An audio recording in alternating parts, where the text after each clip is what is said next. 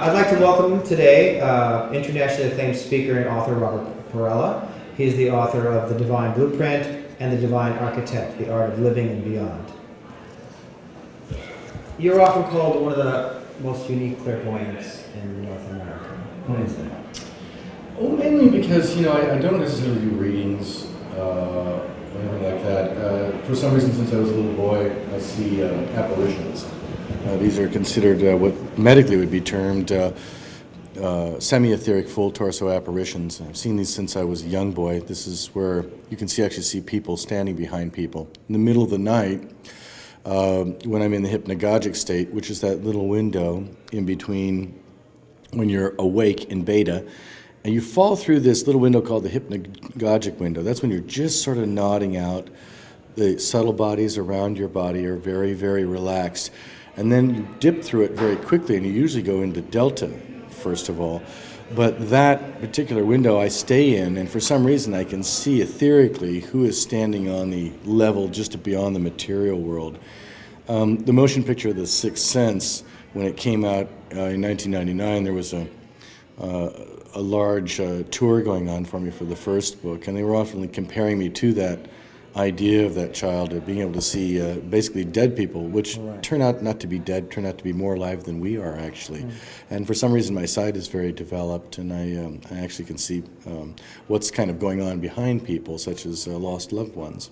And that also led me to things like witnessing that the atmosphere was actually loaded with even things such as extraterrestrials and other people that are walking through the ethers that sort of monitor and watch over what's happening on the material plane on planet Earth with all the incoming karmic bound souls, which is what we are, and so on and so forth. It's a very beautiful gift. I try to respect it.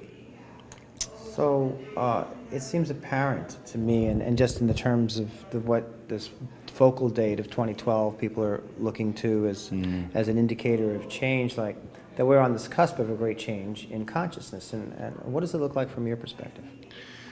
Well, if you look all over, you can see it in one form or another. Basically, people are warming up to the idea that maybe not everything is quite as it appears. You see the patriarchal... I know I am. Exactly. The patriarchal system has been so challenged because the way spirituality is taught today leaves people with some basic questions that of common sense, such as, well, if we don't believe a certain way, should we really go to what they call the hells or whatever?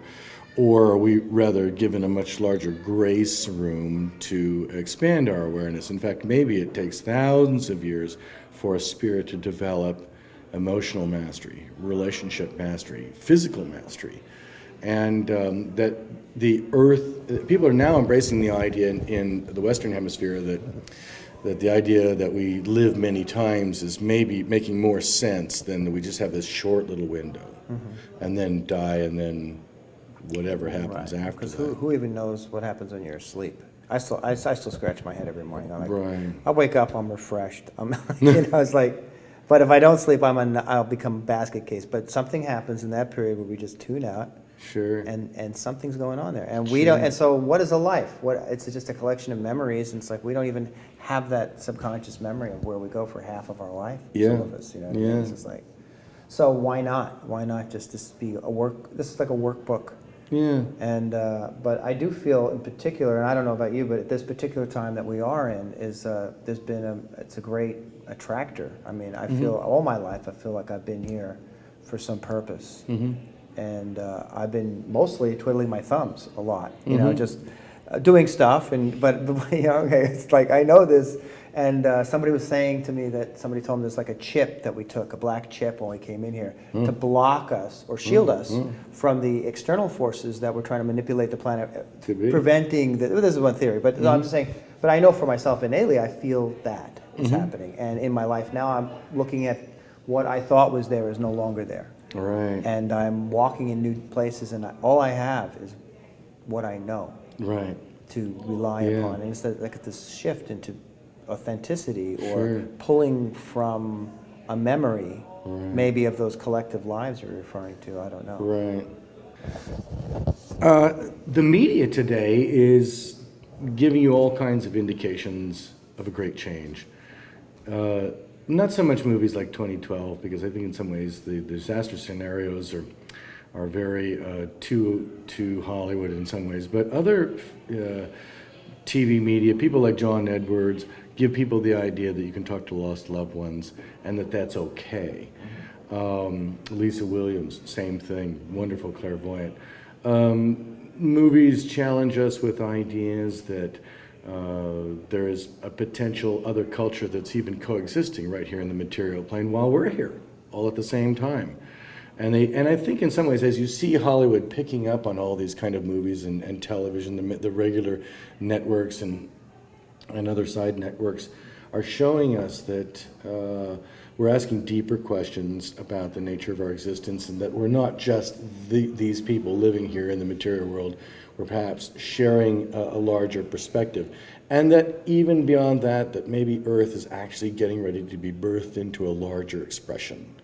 That probably well in our lifetime, we will see things like extraterrestrials.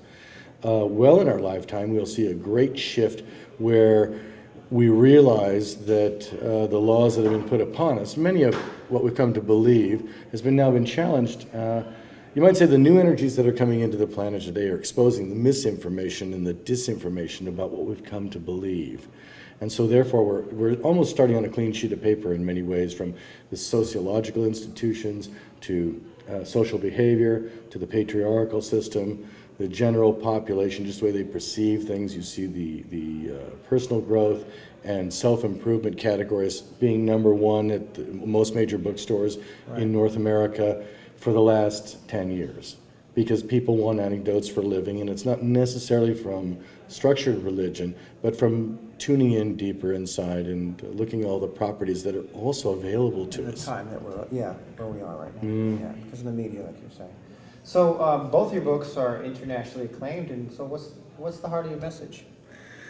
I would say the heart of my message is to be completely fully present at this time. You know, we're sitting at a time where you're being challenged mentally, emotionally, physically, financially, and it's to be completely awake. More than anything else, I notice that so many people are kind of sleeping through this experience. They don't want to know, but to embrace life with a passion, to be fully awake, and to ask yourself, why did I come here? What's the purpose of my life? Interestingly enough, do you know that I ask my audiences when I do my lectures, I say, how many people here have ever written down on a piece of paper, the purpose of my life is, and then filled it in? Do you know that hardly any hands go up? Which is amazing, because we spend our whole life telling everyone else how to live theirs. Yeah, we're really experts on that. Yeah, so live life with absolute passion. Choose a cause that supports the environment here in one form or another, be it neighbors, family, humanitarian relief, which I've been very involved in for a number of years. I would say really take your identity and ask yourself the deeper questions: is what is my purpose? How do I live life fully? And in conclusion to that, do you know that my best teachers really are my hospice patients? Imagine a doctor walking into your room and asking you, or telling you, that you have 6 weeks to lift off, destination unknown. You'd be thinking very hard about what this experience was about. And I see many people sort of wasting their embodiment here, and then they sort of run out of time and they're slowing down, and then they look back and they say, wow, if I could turn back the clock, this is what I'd like to do different. Well, for many of us, our clock is turned back. So it's just, to really identify what it is that you're really supposed to be here, rather than being hypnotized by all the distractions that are available to us. Or getting caught up in the crowd and just Yes. Moving along. Moving along. Very nice to have you, Robert. Thank you, John. And I wish we had more time, but I'm sure Wonderful. you'll be back again. And, Yes. and I'd like to explore some of your subject matter in depth. Wonderful. Thank you.